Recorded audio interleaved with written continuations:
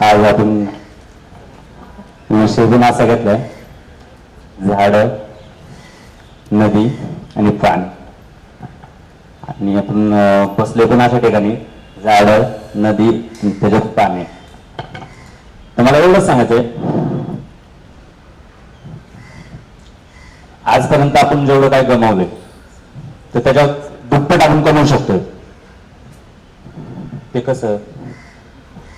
तर आपण झाडं लावू शकतोय, नदीची आपण काळजी घेऊ शकतोय आणि त्या नदीतल्या पाण्याची आपण काळजी घेऊ शकतो. मला एक ठिकाणी बोलवलं होतं, त्यावेळेस मी गेलो होतो, त्यांना मी बोललो होतो. मी जास्त काय बोलत नाही, मी तुम्हालाही सांगतो, मी काही जास्त बोलत नाही. आपला विषय जो आहे पर्यावरणाचा, मी आतापर्यंत कितीतरी संस्थांसंघी कामं केलेली. मी आजपर्यंत ना 5,500 ते 6,000 स्वतः झाडं लावलेत. त्याच्यानंतर खडकवासला येथे आपण जो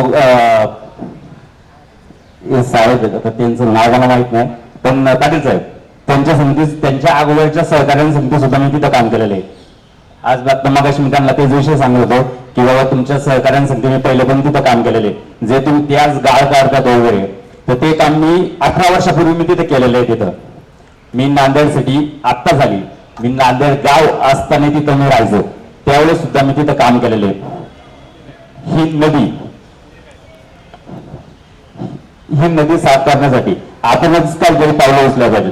जेणेकरून स्वतः मी माझ्या इथं राम नदी आहे, छोटी नदी आहे, तिचं आतापर्यंत मी कमीत कमी 1600 ते 1700 लोकांना घेऊन बरंचसं काम केलेलं आहे. जेणेकरून कसं की त्याच्यातली हे काढलेली जलपर्णी होती, तिथं भरपूरशी जलपर्णी होती, ती सगळी स्वतःहून प्रत्येक रविवारी लोकांना घेऊन ती मी बाहेर काढली. ती नदी आता कितीतरी स्वच्छ आहे, अजून आहे ती बरीचशी खराबच आहे, पण तरी सुद्धा मी कितीतरी हे करून त्याला मी साफ केलेली आहे. ते झालं. त्याच्यानंतर मी झाडं वगैरे लावली, कित्येक लोकांना ते प्रोत्साहन केलेले किंवा तुम्ही झाडं लावा. तुमच्या घरात 4 लोक आहेत तर कमीत कमी एक तरी झाड तुम्ही लावा, वाढवा त्यांना, जेणेकरून की आपल्याकडच्या पिढीला ते फायदेशीर होईल. याच्यातनं मी असे काही कामं करतो आणि थांबतो. जय महाराष्ट्र.